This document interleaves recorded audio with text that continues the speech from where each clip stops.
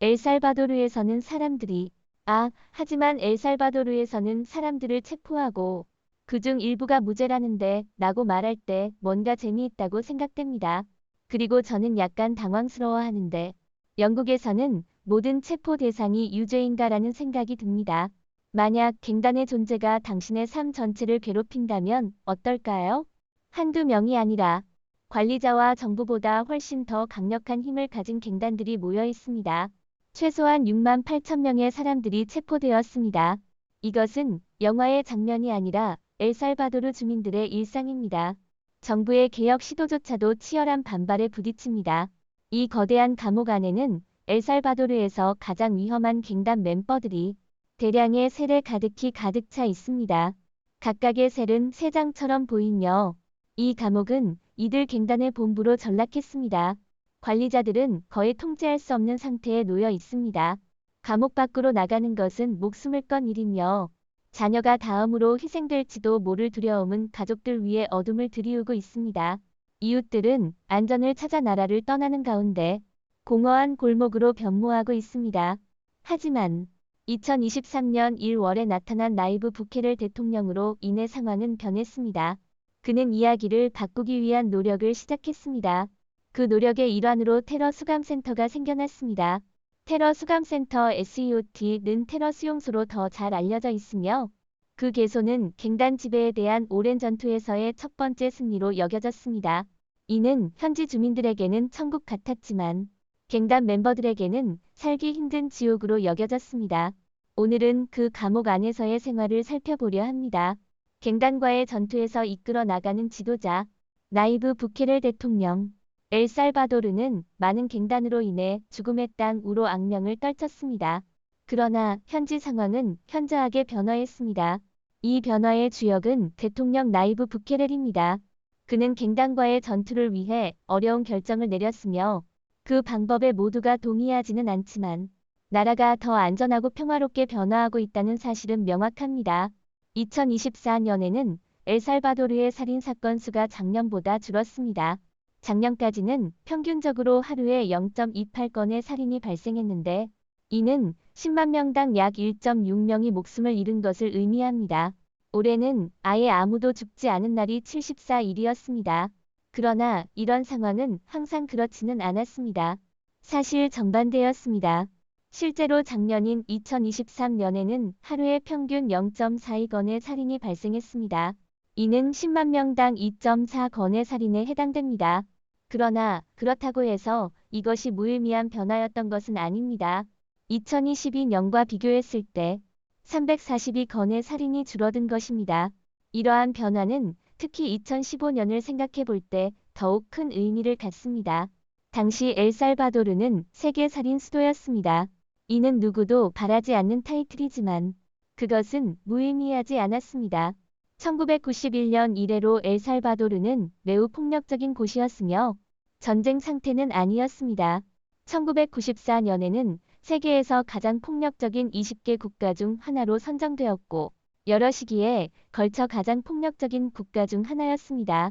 가장 최악의 상황은 2015년에 있었으며 갱단이 거의 매일 사나운 활동을 펼치고 무고한 시민들이 피해를 입었습니다. 그러나 2021년 중반부터 상황이 나아지기 시작했습니다. 엘살바도르는 가장 살인율이 높은 20개 국가 목록에서 사라졌습니다. 이는 100년 이상 폭력에 시달리던 나라에 대한 큰 변화를 보여주고 있습니다. 그래서 다른 사람들이 체포가 너무 많다고 말하자 대통령이 화를 내는 것은 그렇게 나쁜 일처럼 들리지 않습니다. 체포된 사람들의 친척들은 그들에게 무슨 일이 일어났는지 절망적으로 알아내려고 노력했습니다. 오늘은 국가 대통령을 따라가지 않는 이상 볼 수 없을 만한 슈퍼 독점 영상을 가져왔습니다.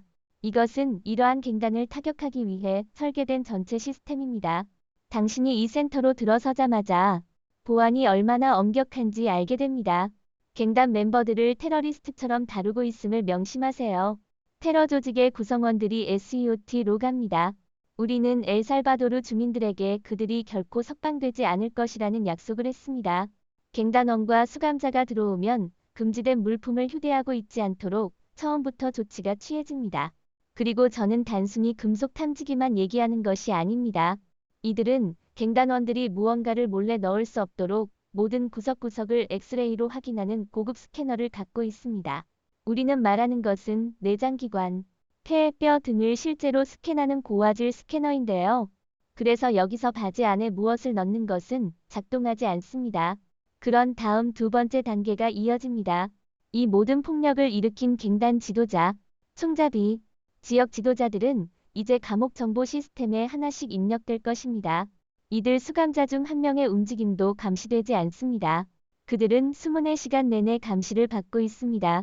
시설 전체에 CCTV 카메라가 설치되어 있으며 감옥 경비원들이 계속해서 시설을 모니터하고 있습니다. 그리고 실제로 이 감옥이 얼마나 엄격한지에 대한 것은 이것이 단지 빙산의 일각이라고 말해도 믿을 만합니다. 하지만 선택의 여지는 없습니다. 과거에는 감옥이 가끔 주변 지역, 학교, 시장 등의 중심에 건설되기도 했습니다. 그리고 이들 갱단이 가지고 있던 모든 통제력으로 보면 무슨 일이 일어났는지를 생각할 필요도 없습니다. 그렇습니다. 그들은 현지 주민들을 공포에 떨게 했습니다. 그러나 이것은 그렇지 않습니다. 이 센터는 근처 인구가 전혀 없는 완전히 고립된 곳에 건설되었습니다. 실제로는 시시안 화산 근처의 시골 계곡에 있었습니다. 그들은 약 166헥타르의 땅을 확보했고 건설 지역 자체는 약 23헥타르였습니다. 이는 중앙아메리카에서 가장 큰 축구 경기장인 후스크랜드 스타디움의 7배에 해당합니다. 그리고 그것은 건설 지역에 해당하는 것입니다. 총 땅은 훨씬 더 많습니다. 이 장소에는 8개의 건물이 있으며 높이 약 11m이고 길이 약 2.1km인 높은 콘크리트 벽으로 둘러싸여 있습니다. 이 벽은 전기 울타리로 보강되어 있어 인프라가 더욱 무서워집니다. 그 8개의 건물은 싼 재료로 만들어지지 않았습니다. 아니요. 그들은 영화에서 볼 수 있는 그 모든 감옥 탈출 방법을 견디는 콘크리트를 사용했습니다. 음식 접시나 못 등으로 벽을 긁는 것과 같은 것을 말합니다. 이것이 여기서는 작동하지 않습니다. 이 건물들 중 하나마다 약 32개의 셀이 있으며 약 100제곱미터의 공간을 차지합니다. 그들이 가지고 있는 것은 2개의 세면대와 2개의 변기뿐입니다. 그리고 심지어 그 세면대에서도 물은 경비원들에 의해 제어됩니다. 그리고 다른 것이 없다고 말했나요? 다른 것은 없습니다. 심지어 매트리스도 없습니다. 아마 영화를 본 적이 있다면 알 것입니다. 그것은 수감자들을 고문하기 위해 그들에게 휴식을 주지 않기 위해서입니다. 갱단원들이 낀 것을 숨기지 못하게 하기 위해서입니다. 이 침대들의 배치도 상당히 전술적입니다. 그들은 경비원들이 그들을 24시간 내내 볼 수 있고 그들을 주시할 수 있는 고점에 배치되어 있습니다. 게다가 형벌셀도 있습니다. 창문도 없고 갱단원들을 위해 모두 예약되어 있습니다. 놀이터나 즐거운 공간은 없으며 배임 면회를 위한 개인실은 잊어버리세요. 그래서 이들 갱단원들은 그들의 셀에서 나올 때까지 기다려야 합니다. 대통령은 자신의 입장을 분명히 했습니다. 이것은 즐길 수 있는 곳이 아니라 처벌을 위한 곳입니다. 그래서 이것은 대륙에서 가장 엄격한 감옥일 뿐만 아니라 가장 큰 감옥이기도 합니다. 이게 전부가 아닙니다. 감옥이 에너지 공급과 생수 공급에 대한 자체 자립을 보장하기 위해 추가적인 노력을 기울였습니다. 이것은 근처 지역이 영향을 받지 않도록 하기 위한 것이었습니다. 비록 그 지역이 꽤 고립되어 있고 주변에 도시가 없지만 말입니다. 그 고립성에도 불구하고 감옥의 규모는 여전히 지역 자원에 부담을 줄 수 있습니다. 그래서 그들은 자립성을 달성하기 위해 생수 우물과 전기 공급소를 건설했습니다. 하지만 이것이 감옥이 엄격하지 않다는 것을 의미한다고 생각한다면 큰 오해입니다. 복수의 기회가 전혀 없다는 것을 내가 말할 때 그렇습니다. 여기서는 과거 갱단원들과 상대하고 있습니다. 그들은 그 나라에 혼란을 일으켰던 사람들입니다. 그래서 그들을 격리시키는 것은 쉬운 일이 아닙니다. 감옥에는 장비, 무기, 그리고 당신이 생각할 수 있는 모든 것이 재고된 무기고 지역이 있습니다. 나는 모든 것을 말합니다. 옷까지도 말입니다. 그건 모두는 감옥 경비가 조치를 취해야 할 경우를 대비하여 완전히 재고되어 있습니다. 그리고 만약 갱단원들이 모두 함께 복수를 하고 그것에 손을 대겠다고 생각한다면 다시 생각해보세요. 왜냐하면 그들이 어떤 문제를 일으키더라도 새로운 장비가 준비되어 있을 뿐만 아니라 당국은 매일 탐색을 실시하고 이들이 외부 세계와의 소통이 전혀 이루어지지 않도록 모든 정보를 수집합니다. 게다가 갱단원들이 문제를 일으키더라도 당국은 모든 방어 장비를 준비하고 있습니다. 발목 보호대, 복부 보호대, 외상 방지 가슴 보호대, 손과 팔 보호대, 폭동 헬멧 베톤 방패 등을 말입니다. 그들은 갱단원이 복수를 시도할 경우 대비하여 준비되어 있습니다. 그리고 그것이 일어나지 않도록 군대가 지역을 순찰하고 있는지 언급했나요? 10 또는 20명이 아니라 말도 안 되죠. 최소 600명의 군인이 항상 근무하고 있으며 주변을 지속적으로 순찰하는 국가 민간 경찰 단원은 약 250명입니다. 지역 주변에는 7개의 경비탑이 위치해 있으며 각각에는 항상 7명의 경비원이 근무하고 있습니다. 범위를 벗어나서도 경찰이 24시간 순찰하고 있습니다. 그래서 탈출의 가능성은 그리고 대통령이 군대를 근처에 배치했고 필요에 따라 추가 지원이 필요할 경우 헬기로 더 많은 군대를 이동할 수 있는 공간이 있다는 것을 언급했나요?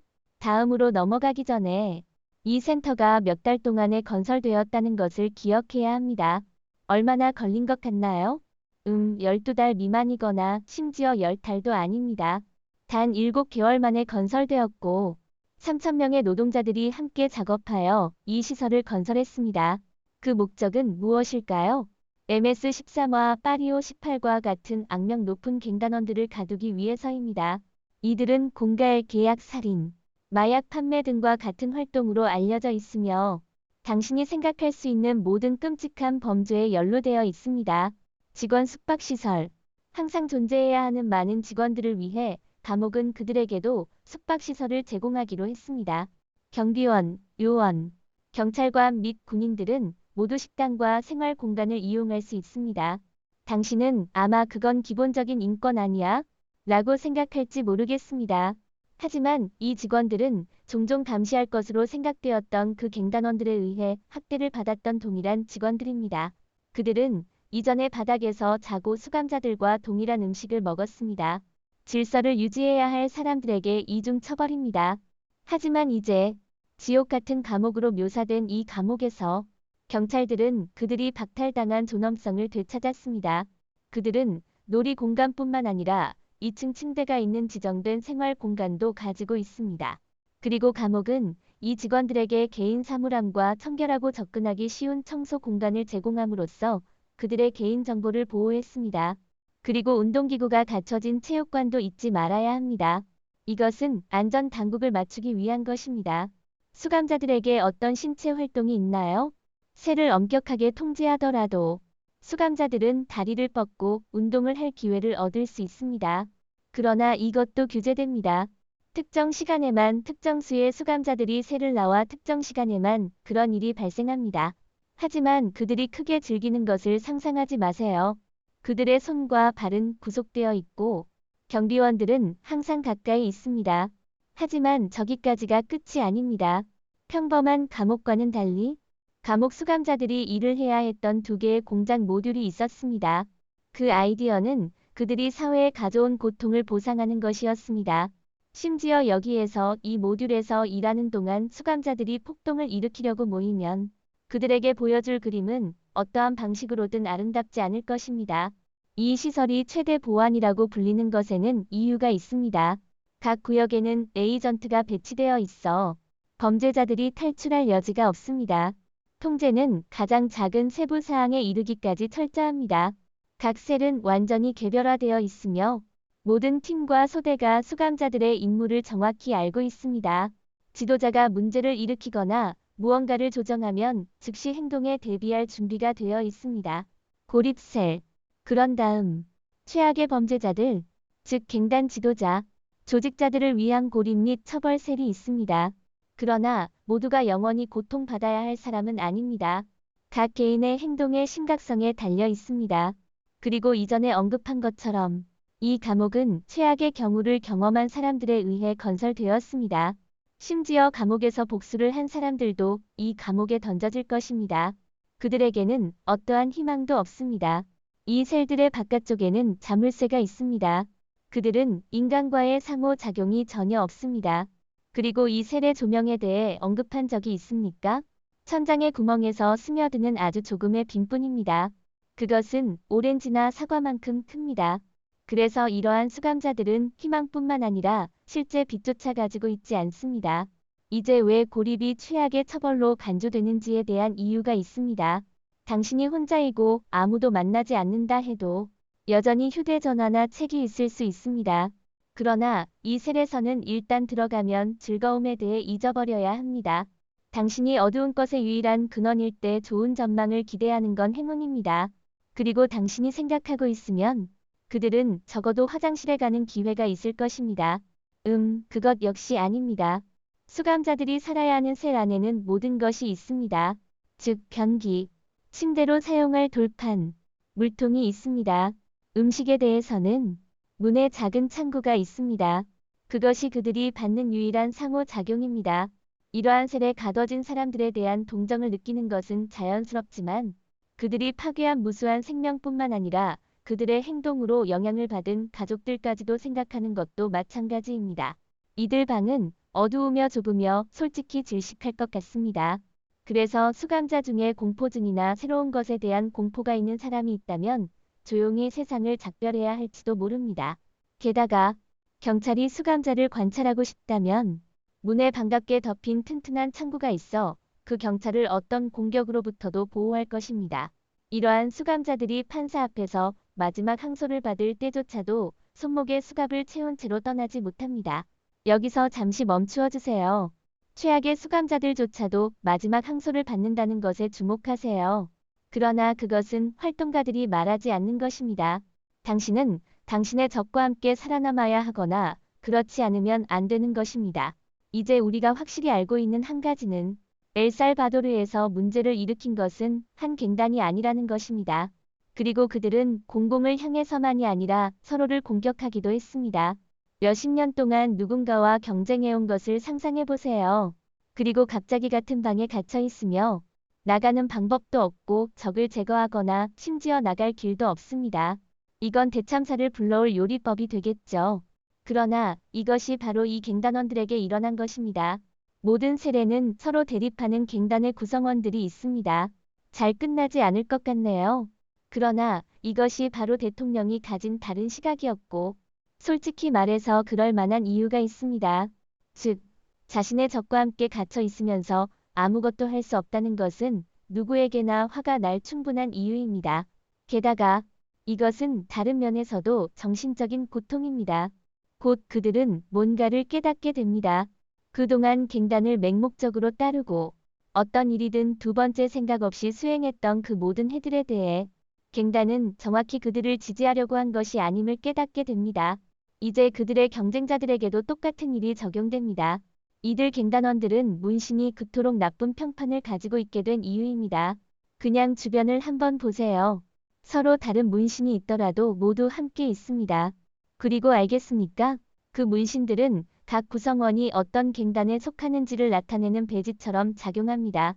이런 상황에서 이들 구성원들은 자신이 한 일에 대해 직면하게 됩니다. 그들은 맹목적으로 상급자를 따랐던 것이 동급이 되는 사람들과 마찬가지로 그들을 대항시켰음을 깨닫기 시작했습니다. 그리고 이제 그들은 모두 같은 셀 안에 있습니다. 그래서 이 이상한 방법으로 이 전략은 실제로 이러한 경쟁적인 갱단들 사이에 일부 평화를 가져오려고 합니다. 음식은 너무 나쁩니다. 이 메가 감옥에서 다른 형태의 처벌이 또 하나 있습니다.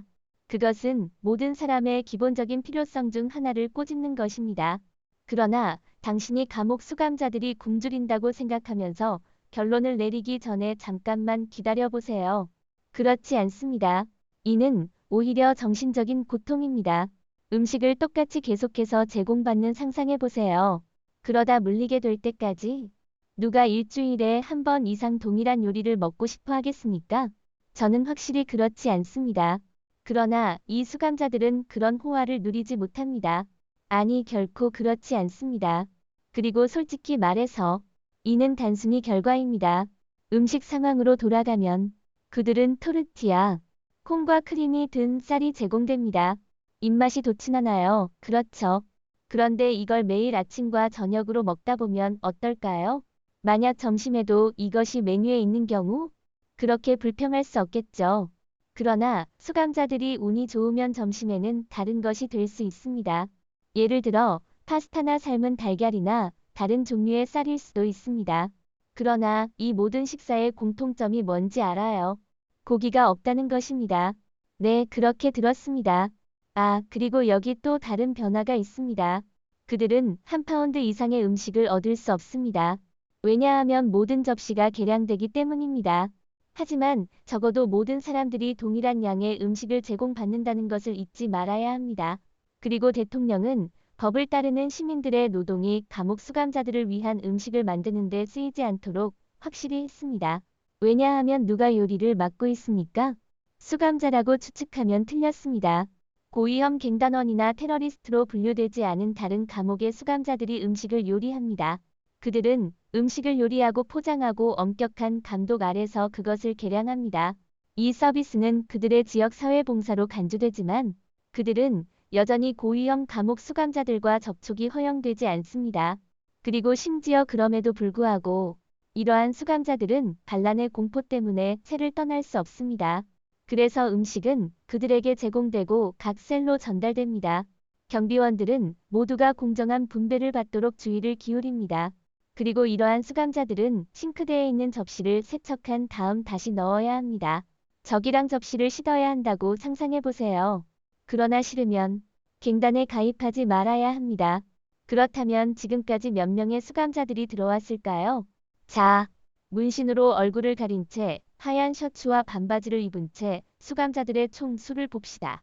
엘살바도르의 예외 상태 동안 잡힌 갱단원들이 이 나라의 새로운 메가 감옥으로 이동하고 있습니다. 최근 보고서에 따르면 이 시설은 12,000명 이상의 수감자를 수용하고 있으며 수천 명이 더 이송되고 있다고 합니다. 그러나 12,000명은 정부가 예외 상태 선포 이후에 벌인 전쟁으로 체포된 사람 수에 대한 계략적인 수치일 뿐입니다. 엘살바도르 정부는 거의 7만 5천 명의 갱단원들을 소집했습니다. 그러나 갱단 활동과 연결된 증거 부족으로 약 7천 명이 석방되었습니다. 그 결과 현재 약 6만 8천 명이 구금되어 있습니다. 그러나 여기 문제가 있습니다. 이 감옥은 최대 4만 명까지만 수용할 수 있습니다. 심지어 그것이 단순히 최대 수용 인원에 도달한다 해도 그것은 수감에 관한 국제법을 위반할 것입니다. 왜냐하면 4만 명이 감옥에 총총하면 각 개인마다 0.58제곱미터의 공간만 남게 될 것입니다. 이것을 이해하기 위해 그것은 식탁의 면적의 절반만큼만 움직일 수 있는 것과 같습니다. 그래서 이것이 어떤 전 세계적인 법을 어기고 있는 것인가요? 그것은 국제적십자 단체가 제정한 것입니다. 그들은 공유 셀에 대해 각 수감자에게 최대 3.4제곱미터의 공간을 제공하는 것을 권장합니다. 단속의 성공과 언론 활동가들은 이 나라를 공포에 빠뜨린 사람들의 인권 침해에 대해 소란을 일으켰습니다. 하지만 한 가지를 염두에 두세요. 상상할 수 있는 모든 불법 행위, 이 나라는 모두 겪었습니다. 불법 마약 거래, 청소년 폭력, 총기 접근성, 살인 등이 모두 갱단원들 때문입니다. 이 작은 나라에서도 중앙 아메리카의 900개의 갱단이 각자의 몫을 챙겼습니다. 그래서 이 거대한 전쟁은 무엇을 이끌어냈나요? 네, 이것은 비디오의 처음에서 논의했지만 한 번 더 말하자면 이 단속이 2022년 3월에 시작될 때 상황은 지금과 같지 않았습니다. 여성들이 갱단에게 여성으로서만 죽이는 것이 아니고 청소년들이 갱단을 멋지게 보지 않았으며 그들이 가입하고 어떤 후폭풍도 받지 않을 것으로 생각하지 않았습니다. 갱단 내부에서 붕괴가 일어났습니다. 몇몇이 눈치를 채지 못하고도 그들이 더 이상 불법 사업을 운영할 수 없으며 권력 경기는 변했습니다. 그리고 왜 그것이 작동하지 않았겠습니까? 상황은 비상상태였으며 그에 따라 대우되었습니다. 의심만으로도 경찰이 영장 없이 체포할 수 있는 법률이 있었습니다. 이러한 용의자들은 15일 동안 구금되었으며 그런 다음 유죄로 판명되면 감옥으로 이송되었습니다. 그렇지 않으면 석방되었습니다. 이 부분이 활동가들이 우려를 제기한 부분이며 이는 공정한 것입니다. 그러나 솔직히 말해서 이렇게 큰 폭력을 경고로만 해결할 수 없습니다. 행동이 필요하며 이러한 경우에는 극단적일 필요가 있습니다. 하지만 정부는 꺾이지 않았습니다. 대신 새로운 법률은 이러한 갱단원들의 징역 시간을 늘리고 가정연금의 개념을 폐지하고 누군가가 성인으로서 재판을 받을 수 있는 나이를 12세로 낮추었습니다. 그러나 활동가들이 이에 대해 우려를 제기할 때마다 대통령은 갱단원들이 처음 시작할 때 딱 청소년이었다고 말했습니다. 그것만이 아닙니다. 이 갱단원 대부분이 체포된 이후에는 경찰이 예전에는 심지어 들어갈 수 없었던 갱단 영토가 대부분 휩쓸려 떠나게 되었습니다. 이러한 갱단원들의 처벌로 인해 대중은 이러한 갱단원들의 처벌 때문에 이러한 장소에 들어가는 것을 더 이상 두려워하지 않습니다. 그래서 유일하게 남아있는 문제는 잘못된 체포입니다. 정부가 폭력적인 갱단들의 공포를 실제로 폐지하면 정부가 이것에 대해 조사할 것임은 분명합니다. 하나는 분명한 것이 있습니다. 테러 수용소는 처벌을 위해 있는 것이지 재활을 위한 것이 아닙니다. 왜냐하면 관리자들은 유죄로 판명되면 이들이 빛을 볼 수 없을 것이라고 맹세했기 때문입니다. 오늘 영상은 여기서 마치겠습니다. 시청해주신 모든 분들께 감사드립니다. 이 영상이 마음에 드셨다면 좋아요, 공유, 채널 구독을 잊지 마시고 저희와 함께 더 흥미로운 콘텐츠를 살펴보세요. 더 흥미로운 지식과 흥미로운 내용을 공유하려면 업데이트에 주의를 기울이십시오. 다음 영상에서도 또 뵙길 기대하겠습니다.